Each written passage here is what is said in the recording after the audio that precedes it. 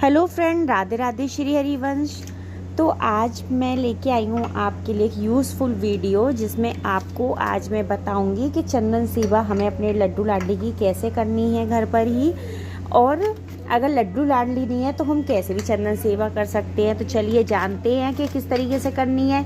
वैशाख का महीना चल रहा है, अक्षय तृतीया भी आने वाली है, तो बहुत शुभ ही है करना। तो चलिए पहले देखिए, हमने अपना मंदिर साफ़ कर लिया है अच्छे से, और साफ़ करने के बाद में अब हम एक पात्र लेंगे और पात्र में हम एक वो बनाएंगे, शतिया बनाएंगे श्री के साथ में। ठीक है, तो हमने शतिया बना लिया, श्री बना लिया। अब उसके बाद में अपने ठाकुर जी को विराजमान करेंगे तुलसी दल के साथ में। तो आप भी इसी तरीके से करें, और उनको आप गंगा जल से भी नहला सकते हैं, आप सादा पानी से भी नहला सकते हैं। मैंने गंगा जल पानी मिला के पहले उनको स्नान कराऊंगी, उसके बाद में मैं कच्चे दूध से स्नान कराऊंगी। आप पंचामृत से भी स्नान करा सकते हैं, ठीक है, वो आपका भाव है, आप किस तरीके से कर सकते हैं। तो मैं अब है ना कच्चे दूध से स्नान करा रही हूँ। और ये महीना बहुत ही सर्वोत्तम है, तो इसलिए इस महीने में कोई भी किया हुआ पुण्य धर्म व्यर्थ नहीं जाता। तो अगर आपके पास लड्डू लाडली नहीं है, कान्हा जी नहीं है आपके पास, तो टेंशन ना करें कि हम कैसे कर सकते हैं चंदन सेवा। तो आप चंदन का लेप, आप लक्ष्मी नारायण की आपके पास कोई तस्वीर हो उस पर भी आप कर सकते हैं। मानसिक रूप से उनको स्नान कराएं, गंगा जल के छींटे मारें, और उसके बाद में आप उनको चंदन का लेप कर सकते हैं उनके मस्तक पर। ठीक है, तो हम इस तरीके से कर सकते हैं। शालिग्राम जी हों तो आप उनकी भी चंदन से आप उनको खूब सारा सजाइए, और उनकी भी हम इस तरीके से कर सकते हैं। तो आप ऐसे भी कर सकते हैं अगर आपके पास लड्डू लाडली नहीं है। और आपके पास अगर ये शालिग्राम जी भी नहीं है और लड्डू लाडली भी नहीं है, तो भी आप कर सकते हैं कि आप नियम से पूजा करें, आप तुलसी माँ की पूजा करें, तो आपकी पूजा सफल होगी। ठीक है, अब देखिए मैंने जो चंदन लिया था उसमें मैंने थोड़ा सा गुलाब जल डाल लिया था। आप गंगा जल डाल सकते हैं, और नहीं तो सादा जल भी आप डाल सकते हैं। और मैंने उसको मिला के और श्रृंगार चंदन का कर दिया। और ये रोली है, मैंने रोली भी गोल रखी थी, तो मैं इससे भी अच्छे से श्रृंगार कर दूंगी। अच्छा, एक चीज़ का ध्यान रखना है कि आपको इत्र नहीं लगाना है ठाकुर जी के तन पे, क्योंकि अगर आप इत्र लगा दोगे तो फिर चंदन रुकेगा नहीं। ठीक है, लेकिन मैं आपको बताऊंगी कि आपको फिर इत्र कैसे चढ़ाना है। ठीक है, हम अपने ठाकुर जी की इत्र सेवा कैसे कर सकते हैं वो मैं आपको बताऊंगी। तो देखिए हमारे लड्डू हैं जो कान्हा हैं, उनके हमने चंदन सेवा कर दी है, और अब मैं उनको रोली से सजा रही हूँ। ठीक है, आप ये चंदन सेवा आप बैसाख के किसी भी महीने में कर सकते हैं, एकादशी पे कर सकते हैं, अक्षय तृतीया पे कर सकते हैं। तो मैं आपके लिए अभी वीडियो बनाई है ये, तो मैंने कहा आप लोगों को किस तरीके से श्रृंगार करते हैं, चंदन सेवा किस तरीके से करते हैं ठाकुर जी की घर पे रह के, तो इसलिए मैंने आपके लिए ये वीडियो बनाई है। तो आप लोग भी इसी तरीके से करा करें। और अगर आप लोगों को मेरी वीडियो अच्छी लगती हो तो प्लीज़ मेरे चैनल को लाइक एंड सब्सक्राइब करना बिल्कुल भी ना भूलें। और इतना प्यार आप लोगों ने अब तक दिया है, आगे भी ऐसे ही देते रहिए। और देखिए मैं है ना नज़रिया और मोतियों के हार बस ये पहना रही हूँ, ज़्यादा कोई वैसे मैं कपड़े वस्त्र धारण नहीं कराऊँगी। और चंदन सेवा की है मैंने, तो इस तरीके से करूँगी। आप फूलों से कर सकते हैं, मेवा से कर सकते हैं, आप तुलसी माला से कर सकते हैं, तुलसी दल से कर सकते हैं, ठीक है, वैजंती माला से कर सकते हैं। वो आपके ऊपर है, आप किस तरीके से श्रृंगार करेंगे अपने ठाकुर जी का। और लेकिन आपको तुलसी दल से अगर श्रृंगार भी करना है तो आपको एक दिन पहले तोड़नी है, एकादशी से भी, अक्षय तृतीया से भी पहले।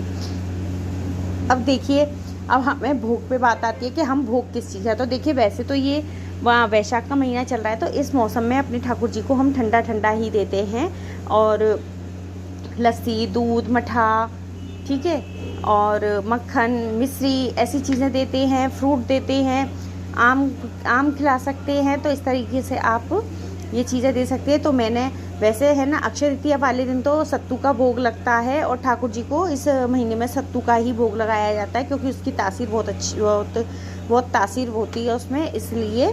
तो मैंने अभी तो मेरे पास था नहीं, तो मैं बनाऊँगी अब तो उसके लिए मैंने बस लस्सी बनाई है और बादाम मैंने भिगो दिए थे, तो वो मैंने अर्पण किए हैं तुलसी दल डाल के। आप कोई भी भोग लगाए तुलसी दल ज़रूर डालें। अब ये जो इत्र है, इत्र में मैं ये कॉटन ले रही हूँ और मैंने इत्र वैसे सिंहासन पे लगा दिया था पूरे पे, और कुछ मैंने फूल डाल दिए थे अपने ठाकुर जी के लिए, और उसके के थोड़ी सी सुगंध आती रहेगी हमारे लाला को। और उसके बाद में मैं अब थोड़ा सा इत्र मैं इसमें कॉटन में लूँगी। आप इसी तरीके से लेके और आप ठाकुर जी के पास में रख दीजिएगा, और आप ये प्रार्थना करिए कि ठाकुर जी ये आपका इत्र सेवा, अपने नाम लेके आप ये चीज़ बोल सकते हैं। तो आप इस तरीके से आप इत्र सेवा भी आप कर सकते हैं। और जैसे बोलते हैं कि हम बाकी बिहारी जी के जाते हैं इत्र, वहाँ पे दहलीज पूजन भी करते हैं वो, तो अगर आपके मन में भाव है तो वो चीज़ आप घर पे भी कर सकते हो, ठीक है, क्योंकि प्रभु तो हर जगह है, हर कण में है, ठीक है। तो आप ये चीज़ें अपने घर पे भी कर सकते हो, बस आपके अंदर भाव होना चाहिए, है ना। और अक्षय तृतीया पे हमारे बांके बिहारी लाल जी के दर्शन होते चरणों के, साल में एक बार होते हैं। और जो चंदन का लड्डू बनाया जाता है वो किस तरीके से बनाया जाता है, उसको लगाना, वो ये नहीं कि उसे लगाना, उसे मतलब कि हम खा भी सकते हैं, पा भी सकते हो, प्रसाद है वो, ठीक है, प्रसादी रूप में मिलता भी है वो। तो मैं आपको वो चंदन का लड्डू किस तरीके से बनाया जिससे हमारे बच्चों की शिक्षा में भी वृद्धि होती है, ज्ञान बुद्धि मिलती है, वो मैं आपके साथ वीडियो शेयर करूँगी कि चंदन का लड्डू हम घर पे कैसे बनाएंगे। तो आज मैंने आपके लिए चंदन सेवा बनाया है अपने। देखिए मैंने बड़े लाला की भी चंदन सेवा करी है, और देखो मेरी लाली भी बैठी हुई हैं और बहुत प्यारे लग रहे हैं। और मेरे छोटे से काना तो ऐसे कि मेरी तो नज़र हट ही नहीं रही है, वो तो इतने प्यारे लग रहे हैं ना कि बिल्कुल बाल स्वरूप बन गया है आज तो उनका। और मेरे लाला लाली की तो एक बात और है कि वो अपनी पसंद से श्रृंगार करवाते हैं, मैं तो सिर्फ एक जरिया हूँ, ठीक है। लेकिन मैं मन में जो सोचती हूँ वैसा नहीं, वो अपने आप ही मन में ऐसा विचार आएगा 2 मिनट बाद ही कि नहीं ये चीज़ नहीं, ये होना चाहिए मेरे लिए।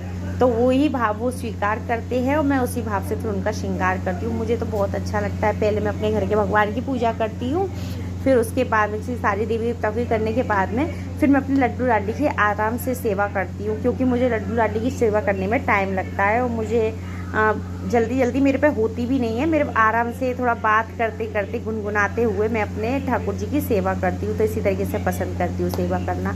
लेकिन आप एक चीज़ ध्यान रखिए कि ठंडी चीज़ें ही भोग लगानी है आपको इस महीने में। आप ऐसी चीज़ें ना लगाएं जिससे लाला को नुकसान करे।